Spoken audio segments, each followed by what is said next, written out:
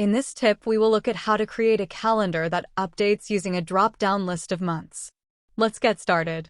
Set up your calendar as displayed and create a drop-down list for months. Select V7 and enter the displayed formula. With the sequence formula, we are returning 6 rows with 7 columns for our days of the week. We then use the day value and weekday formulas to calculate the day of the month selected.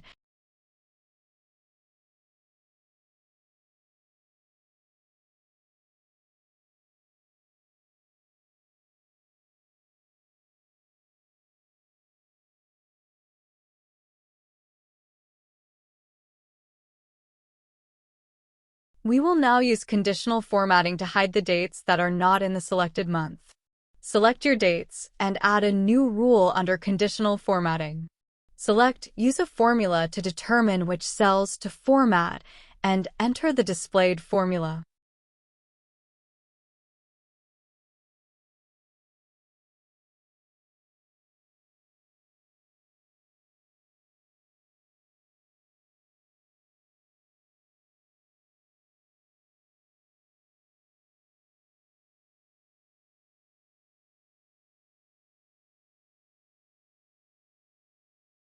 Select Format and change the font to white.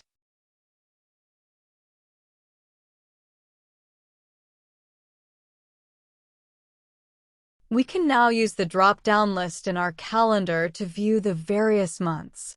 Subscribe to our QuantiCloud YouTube channel for more quick tips.